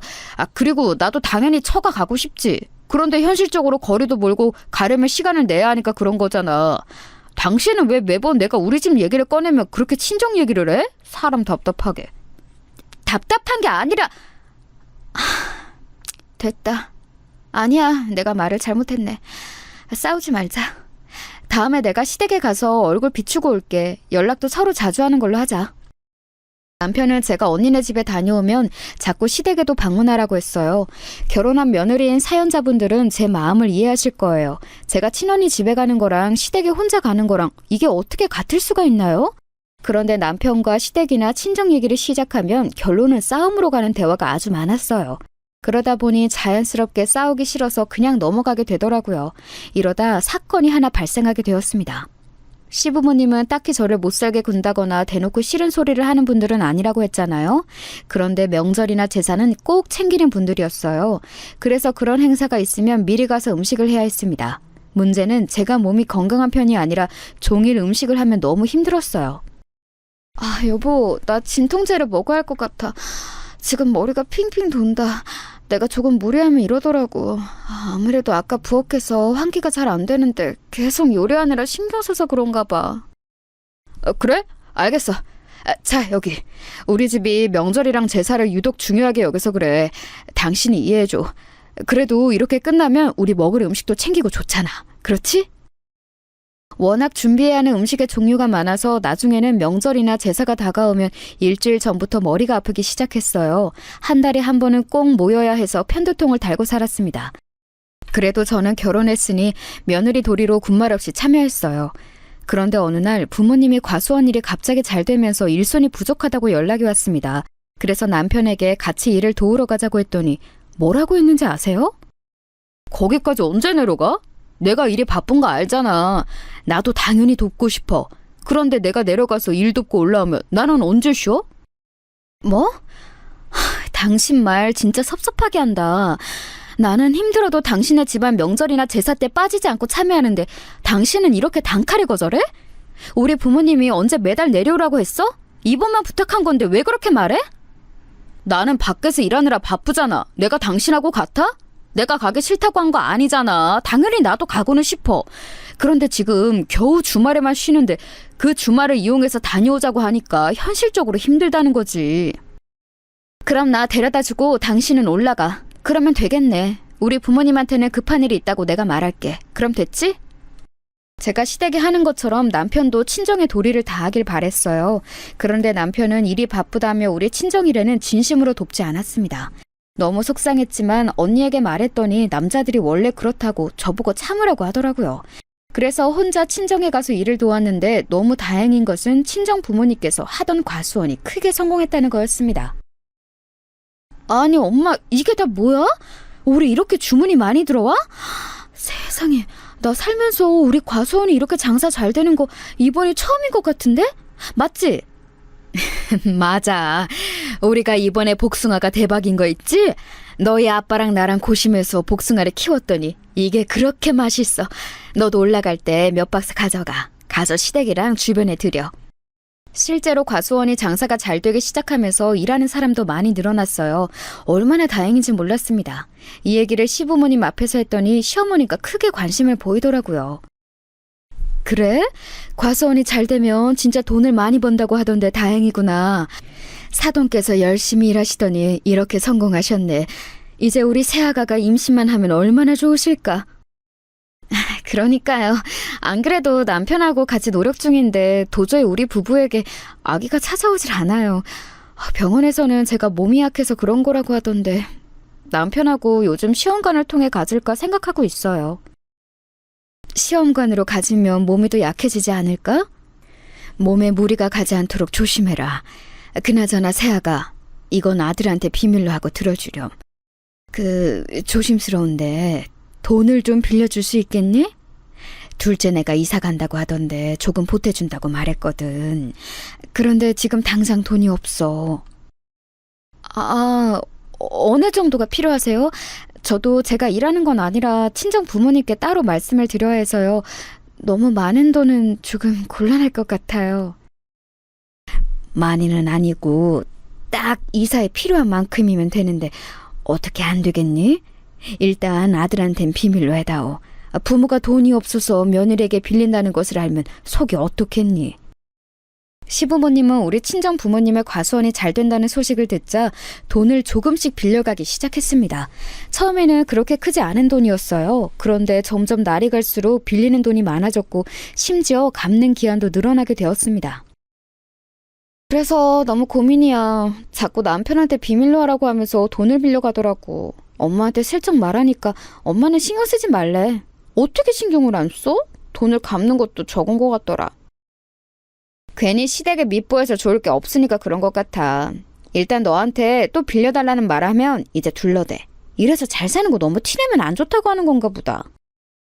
친언니의 조언을 받고 이 뒤로는 시어머니가 친정에 관해 물어도 말을 돌리고는 했어요. 그러자 시어머니도 저에게 대놓고 돈을 빌려달라는 말은 줄어들었습니다. 저는 그래서 아무 문제가 없는 줄 알았죠. 여기에 숨겨진 진실이 있을 거라고는 전혀 몰랐답니다. 한편 저와 남편은 둘 다 아이를 원했어요. 저는 행복한 어린 시절을 보냈기에 아이를 낳아 똑같이 행복하게 살길 원했습니다. 그런데 제가 워낙 몸이 좋지 않으니 자연적으로 아기가 생기지 않더라고요. 아무래도 자연으로 임신하는 것은 어려워 보입니다. 시험관으로 임신하더라도 사모님 몸이 약하니까 만약 임신하게 된다면 절대적인 안정이 필요해요. 그건 꼭 명심하시고 아이를 가지셔야 해요. 알겠죠? 자연 임신이 힘드니 시험관으로 가지려고 했는데 문제는 제 몸이었어요. 워낙 몸 상태가 좋은 편은 아니라 임신하게 되면 그것도 문제였습니다.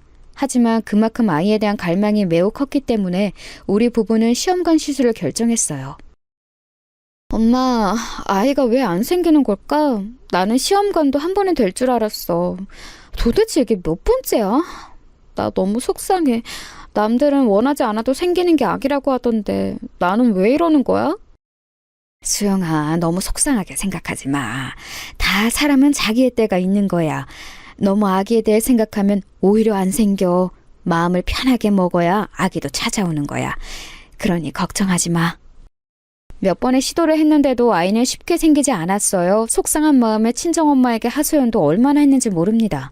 그래도 남편과 저는 희망을 잃지 않고 계속해서 노력했고 결국 임신에 성공하게 되었습니다. 엄마, 나 임신했어. 어떡해. 나도 이제 엄마가 되는 거야? 나 너무 기뻐. 믿기지 않아. 내가 엄마라니. 나 이 아기 낳으면 진짜 소중하게 키울 거야. 나 닮아서 어디 아프거나 그러지는 않겠지? 그럼 나 너무 속상할 것 같아. 얘는 아직 나오지도 않은 아기 건강 걱정이 웬 말이니? 네 몸이나 걱정해라. 엄마는 네 아기보다 네가 더 걱정이야. 내 새끼. 안 그래도 건강이 안 좋은데 괜히 시험관으로 임신해서 더 안 좋아지면 어떡해. 엄마가 보약 보내놨으니까 꼭 먹어. 알겠어? 보약을 또 보냈어? 이러다 나 보약을 무슨 물처럼 마시겠어. 엄마 덕분에 우리 집은 지금 영양 과다야. 시댁에선 나 임신해도 축하한다고 하고 아무 지원도 안 해주던데 역시 엄마밖에 없다. 제가 임신하고 섭섭했던 점은 바로 이거였어요. 물론 임신했다고 시댁에서 선물을 준다거나 그런 게 당연한 것은 전혀 아니라고 생각합니다. 그런데 진짜 아무것도 해주지 않으니 섭섭하더라고요. 이런 와중에 동서들과 갈등이 본격적으로 시작되었습니다. 그날은 제사 전날이라 며느리들끼리 모여서 음식을 하고 있었어요. 제가 임신한 상태라 계속 오래 앉아 있으며 그렇게 몸이 힘들더라고요. 또 저는 특별히 입덧을 굉장히 심하게 했었습니다. 그래서 음식을 하다 계속 화장실로 가서 위액을 뱉고 있었죠. 아가, 괜찮니? 입덧 때문에 힘들구나. 너무 힘들면 작은 방에 가서 누워있으렴. 나머지는 우리가 할게. 안 그래도 몸도 안 좋은데 걱정이다. 시어머니는 그런 저를 보며 걱정하시며 쉬라고 해주셨어요. 웬만하면 저도 옆에서 같이 음식을 했을 텐데 입덧도 그렇고 유난히 저는 어지럼증이 심하더라고요. 여러분도 임신했을 때 증상이 심했던 분들이 있으시죠? 병원에서도 저는 특별히 조심해야 한다고 할 정도라 유난히 조심했는데 그 모습이 동서들에게는 안 좋게 보였나 봅니다. 형님, 나오셔서 식사라도 하세요. 그렇게 누워만 있으면 오히려 더 어지럽지 않아요? 적당히 몸이 움직여야 아이도 더 좋아해요. 엄마가 너무 가만히 있으면 아이가 답답하니까 나오세요. 맞아요. 저도 임신했을 때 누워 있었더니 병원에서 몸을 조금 움직여야 아이가 좋아한다고 하더라고요. 일단 나오셔서 뭐라도 드세요. 아, 또 입덧이라고 못 먹으려나? 아, 지금 나갈게. 이걸 다 만든 거야? 고생했네. 어머님 죄송해요. 다음 제사 때는 그래도 조금 나아진 상태로 올게요. 아니다. 네 몸이 우선이지. 힘들면 언제든지 말하렴. 자, 일단 우리 뭐라도 먹자. 입덧이라 먹을 수 있겠니? 못 먹겠으면 그냥 들어가서 있어. 동서들은 표정도 좋지 않아서 제가 눈치가 많이 보였어요. 하지만 저한테는 아이의 존재가 더 중요했기 때문에 끝까지 모른 척했습니다. 그러다 동서들과 사이가 더 나빠진 계기가 발생했어요. 바로 가족여행이었습니다. 시댁에서 여름 휴가로 같이 강원도 강릉으로 가족여행을 계획했더라고요. 그런데 저는 몸 상태가 좋지 않았고 또 절대 안정이 필요한 시기였습니다. 그래서 시부모님께 양해를 구하고 우리 부부는 여행에서 빠지기로 했죠. 이게 화근이 되어 동서들과 아예 틀어지게 되었습니다. 형님, 저도 그렇고 동서도 그렇고 우리 다 임신 경험이 있는데요. 우리가 강릉까지 걸어서 가자고 하는 것도 아니고 어차피 차 타고 갈 건데 뭐가 그렇게 힘드세요? 그래도 장남 부부잖아요. 지금 시부모님을 둘째랑 셋째 아들 부부가 모시라는 거예요? 아, 동서, 내가 건강한 몸이면 모르겠는데 내가 전에 말했잖아. 나는 원래 어릴 때 크게 아파서 무리하면 안 돼. 이번에도 병원에 말했더니 나한테 무리하면 안 된다고 여행은 무리라더라. 괜히 갔다가 잘못되면 안 되잖아. 아무리 몸이 안 좋아도 다들 여행은 잘 다녀요. 형님, 가족여행은 쏙 빠지고 나중에 따로 태교여행 가는 것은 아니죠? 이번에 안 가실 거면 비용은 내주셨으면 좋겠어요. 시부모님 비용을 형제들이 나눠내기로 했는데 형님네가 빠지면서 부담하는 비용이 늘었거든요. 우리 부부는 안 가는데 왜 돈을 내야 하는 거야? 돈이 없어서가 아니고 이해가 안 가서 그래. 게다가 내가 몸 상태가 임신한 상태잖아. 시부모님도 이해하는 걸 왜 동서가 나한테 이러는지 나는 이해가 가지 않아. 어쨌든 가족들이 같이 가는 여행에 형님네가 빠지는 건 맞잖아요. 그러면서 원래 쓰려고 했던 비용보다 많은 돈이 들어가니까 그게 우리 입장에선 부담이고요. 형님은 돈 내고 안 가면 오히려 이득 아닌가요? 몸 상태가 좋지 않아 여행에서 빠지겠다고 하니 둘째 동서에게 전화가 왔어요. 안 가는 대신 돈을 내라는 말에 너무 황당했습니다. 일단 알겠다고 대답하고 끊고 퇴근한 남편에게 말했죠. 그게 무슨 말이야? 돈을 내라고? 그럴 거면 그냥 우리도 가자. 여보, 많이 무리야? 내가 휴게소마다 서서 당신 상태 살필게. 그리고 강릉 가서 바다를 보며 기분 전환도 되고 오히려 좋지 않을까? 어차피 해외로 가는 것도 아니고 거기에도 병원 있을 거야. 뭐? 당신의 돈을 안 낼 생각을 해야지. 거기서 가겠다고 생각을 하면 어떡해? 너무 당황스럽다. 병원에서도 가지 말라고 하던데 당신은 오히려 가자고? 어떻게 그럴 수가 있어? 당신은 내 걱정 안 해?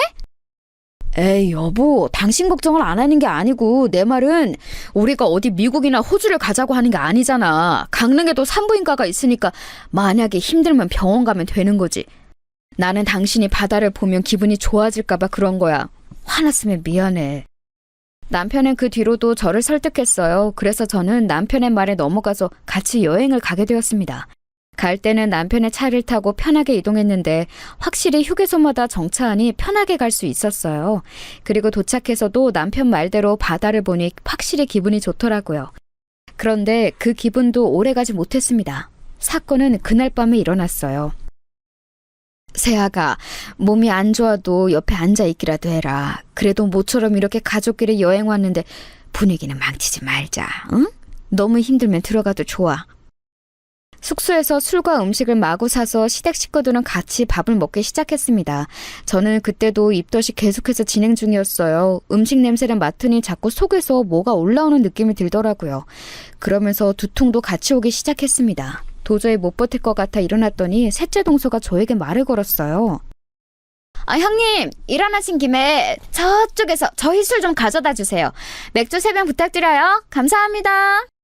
동서는 그렇게 말하고 몸을 돌려 재밌게 얘기하기 시작했습니다. 당황했지만 맥주만 가져다 주고 방에서 쉬려고 했어요.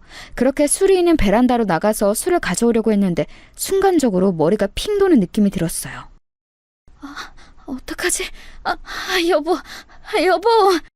저는 순간 몸이 너무 무겁게 느껴졌습니다. 그러면서 중심을 잃고 그대로 바닥에 넘어지고 말았어요. 넘어지면서 발목도 헛디뎠고 손으로 술두를 잡아 큰 소리가 나기 시작했죠. 여보! 이게 무슨 일이야? 여보, 괜찮아? 여보! 엄마, 아버지! 119 불러주세요! 수영아, 정신 차려, 수영아! 의식을 완전히 잃은 것은 아니었는데 정신을 제대로 차릴 수는 없었습니다. 그렇게 119가 와서 병원에 실려가게 되었죠. 정말 다행히 저도 아이도 크게 다치지는 않았어요. 하지만 아이가 놀랐는지 배가 무척 뭉쳤고 저도 정신적인 고통이 매우 컸습니다. 발목도 분질러지고 넘어지며 허리와 골반이 삐어서 움직이기 힘들더라고요. 수술하거나 그럴 정도는 아니었는데 확실히 몸에 무리가 가긴 했습니다. 아니, 당신은 왜 형수님한테 술을 가져오라고 시켜서 이 사단을 만들어? 그냥 당신이 가져왔으면 되잖아. 형수님, 괜찮으세요? 임신한 몸인데. 괜찮아요, 서방님. 걱정해 주셔서 감사합니다. 아기가 놀랐는지 태동이 조금 있지만 그래도 무리가 갈 정도는 아니에요. 동서, 나는 괜찮아. 미안해하지 않아도 돼. 동서 때문에 그런 거 아니야. 119에 실려간 거라 가족들이 저를 많이 걱정했어요. 딱 2명의 동서만 빼고요. 동서들은 쓰러져서 응급실에 누워있는 저를 가족들 몰래 째려보았죠. 너무 당황스러웠지만 최대한 모른 척을 했습니다. 시어머니도 그런저런 매우 걱정하셨어요. 아가, 괜찮니? 그러게, 너무 힘들면 여행 안 와도 된다고 했잖니. 아니, 그렇다고 네 탓을 하는 건 전혀 아니란다. 앞으로 혹시 조금이라도 힘들면 제사랑 명절 때 오지 마, 응? 아기 낳고 네 몸이 우선이지. 시어머니의 배려 덕분에 저는 여름에 갔던 가족여행 이후로 제사에 참여하지 않았습니다. 물론 그 과정에서 동서들의 미움을 한 몸에 받게 되었죠. 동서들은 제가 일부러 꾀를 내어 가지 않는다고 생각했나 봐요. 게다가 강릉에서 다쳐서 응급실에 간 것도 일부러 한 거라고 생각하는 모습에 기가 찼습니다. 하지만 제 태교가 우선이니 일단 모른 척했어요. 강릉에서 돌아온 후에 시어머니는 저에게 따로 연락이 오셨어요. 처음에는 제 몸 상태에 대해 걱정하더니 바로 본론을 꺼내셨습니다. 그래서 지금 자금이 조금 부족해. 새아가 친정에 어떻게 부탁할 수는 없니? 이번 사업이 잘 되면 우리 가족이 돈 걱정 없이 살 수 있을 것 같아. 너희 시아버지랑 시동생들이 마지막으로 하는 사업이잖니. 며느리들도 같이 하는 사업이니 잘 될 일만 남았단다. 일단 저는 확실히 할 예정은 없어요. 곧 출산이고 다른 일에 신경 쓰고 싶지는 않아서요. 그리고 돈도 제가 부모님께 더 부탁드릴 수는 없을 것 같아요. 죄송해요. 저도 도와드리고 싶은데 함부로 그럴 수가 없는 상황이잖아요. 그래? 알겠다. 아쉽긴 하네. 이건 분명 되는 사업이고 우리는 가족이잖니. 가족이라는 건 이렇게 힘을 합쳐야 할 때 서로 돕는 게 가족이거든. 세아가 너는 그걸 아는 사람인 줄 알았는데 아닌가 보다. 알겠다. 말을 들어보니 시댁 식구들이 동서들도 합쳐서 다 유통사업을 시작했다고 하더라고요. 그러면서 시골에 있는 농작물이나 과일 등을 유통하는 걸 한다고 하던데 누가 봐도 우리 친정과 협업하면 시댁만 좋은 현상이었어요. 제가 살짝 봤더니 너무 허술했고 무엇보다 저는 진짜로 태교에 신경을 쓰고 싶었어요. 그래서 거절했더니 시어머니는 대놓고 아쉬워하셨습니다. 하지만 그렇다고 정 때문에 사업을 같이 하는 것은 말이 되지 않는다고 생각했죠. 자금을 원하길래 그것도 거절하고 저도 불편한 마음으로 있던 도중이었어요. 그러다 오늘 제가 제보한 사연에 절정이 되는 사건이 발생했어요. 명절이나 제사는 빠졌는데 문제는 시아버지의 생신이었습니다. 하필이며 그때가 또 시아버지의 환갑이었어요. 그래서 저도 시아버지의 환갑에는 무조건 참여할 생각이었습니다. 그런데 며칠 앞두고 둘째 동서에게 전화가 한 통 걸려왔어요. 형님, 이번에 시아버지 환갑인 거 아시죠? 이번에도 몸이 안 좋으셔서 못 오시나요? 그래도 환갑이잖아요. 아이도 이제 어느 정도 안정기에 들어가지 않았나요? 아, 동서, 안 그래도 시아버지 환갑은 나도 가려고 했어. 그런데 혹시 우리가 음식을 준비해야 해? 내가 내 돈으로 차라리 출장 뷔페를 부를게. 동서들도 음식 준비하는 거 힘들지 않아? 어머? 지금 무슨 소리를 하는 거예요? 형님, 그래도 환갑인데 며느리들이 준비해야 할 도리에 맞는 거죠. 정성이 들어간 음식을 대접하는 게 맞지 않을까요? 형님 혹시 또 쓰러지실 것 같아요? 말이 나와서 말인데 저번에도 그렇게 쓰러지셔서 저랑 동서가 얼마나 눈치 보였는지 아세요? 내가 일부러 그런 것도 아니고 그때는 진짜 어지러워서 그런 거였어. 그리고 아무 일 없으니 오히려 다행 아닌가? 나도 그래서 셋째 동서한테 나는 아무렇지도 않다고 말했잖아. 아무튼 내가 내 돈 내서 뷔페 부리려고 했는데 동서들이 싫다고 하니 어쩔 수 없네. 그럼 끊을게. 동서들과 한마디 이상 얘기하며 그렇게 기분이 나쁠 수가 없더라고요. 좋은 것만 보고 들어도 모자란 태교를 이렇게 불쾌하게 지내고 있으니 우리 아이에게 미안했습니다. 그렇게 시아버지의 생신이 다가왔어요. 마침 저만 사업에서 빠져서 눈치가 보이더라고요. 그래서 늘 하던 것처럼 전날에 가서 미리 동서들과 음식 준비를 하기 시작했죠. 그런데 며칠 전부터 배가 살살 아프기 시작했거든요. 병원에 갔을 때도 의사 선생님이 특별히 조심하라고 했었습니다. 그래서 최대한 무리하지 않으려고 했는데 동서들은 그런 제가 꾀를 부린다고 생각했는지 또 말을 걸기 시작했어요. 큰형님, 하기 싫으시면 그냥 오지 말지 그러셨어요. 지금 당근 하나를 몇 분째 썰고 계세요? 차라리 그냥 저랑 작은 형님이 다 하게 두지. 제가 할 테니까 가서 쉬세요. 어? 아니야, 내가 할게. 동서 미안해. 일부러 그런 게 아니고 잠깐 순간적으로 배가 땡겨서 그랬던 거야. 지금 내가 만삭이라 배가 살살 아프더라고. 곧 아기가 나올 거라 그런가? 아, 그래요? 초기도 아니고 만삭이면 오히려 움직여야 좋은 거 아닌가? 맞지, 동서? 우리도 그랬잖아. 그래서 원래 막달에는 사람들도 일부러 움직이고 그러던데. 형님, 그러면 여기 와서 칼질 계속해주세요. 여기 양파 다 다듬어 주세요. 이거 하면 오히려 배가 안 뭉칠걸요?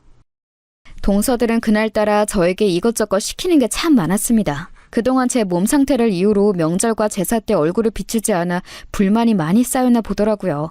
그래서 저도 일부러 더 보란 듯이 몸을 움직였어요. 앓는 소리를 하기 싫었던 것도 있었고 미안한 마음도 있었거든요.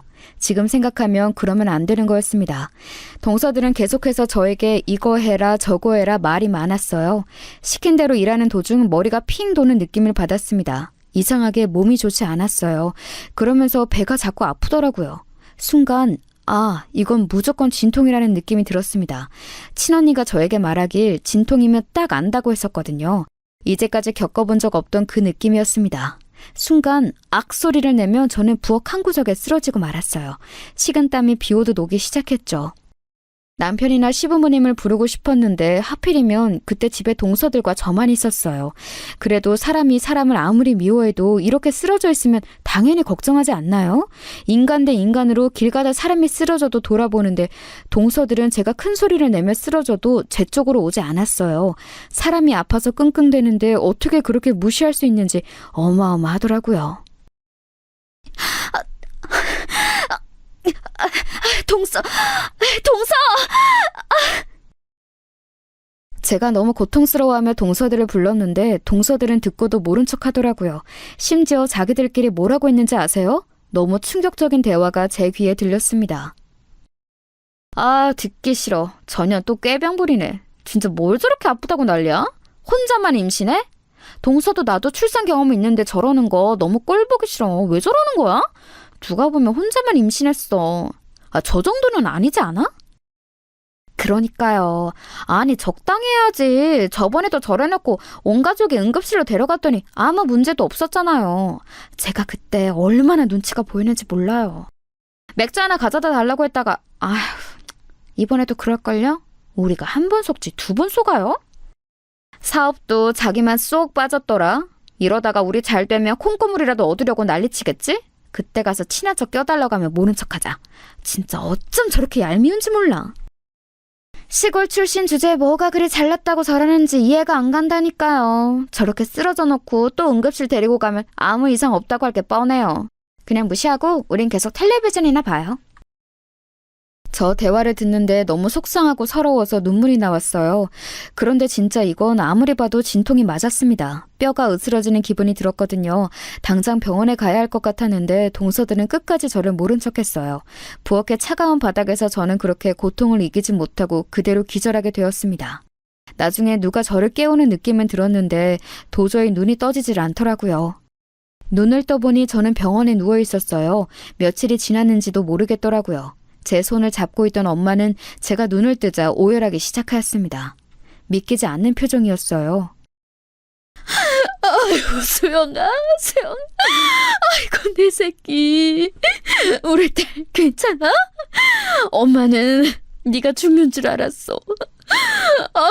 내 새끼 사라져서 고마워. 우리 수영아. 엄마가 얼마나 걱정했는지 알아? 네 아버지는 밥도 못 먹고 잠도 못 자고 네 얼굴만 쓰다듬고 있었어. 오는 엄마 옆에는 아빠도 눈에 눈물이 맺힌 채로 저를 바라보고 있었습니다. 이게 무슨 상황인가 싶었는데 순간 제 배로 시선이 갔어요. 그런데 배가 심하게 훌쭉했습니다. 만삭이라 누워도 배가 볼록했었는데 누가 봐도 제 배는 평평했어요. 엄마, 내 아기는? 왜 내 배가 훌쭉해? 우리 아기 어디 있어? 수술한 거야? 지금 신생아실에 있어? 우리 아기는 어떻게 된 거야? 어? 제가 묻는 말에 엄마와 아빠는 엉엉 울며 대답하지 못하셨어요.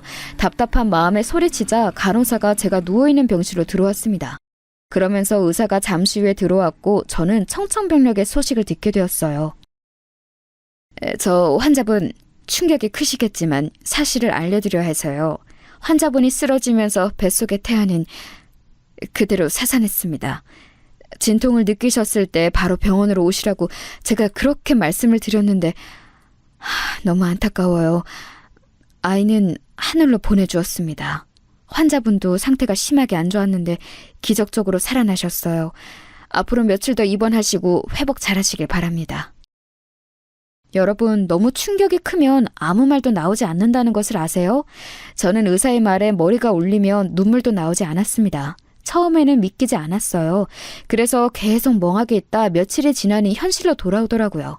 그 뒤로는 마치 제 눈이 수도꼭지가 된 것처럼 눈물이 나왔습니다. 그래서 누가 건들기만 해도, 아니 건들지 않아도 눈물이 계속 나왔어요. 여보, 나도 충격이 크다. 우리한테 이런 일이 일어나다니 어떻게 이럴 수가 있지? 당신을 발견한 게 우리 엄마야. 엄마도 너무 충격이 크셔.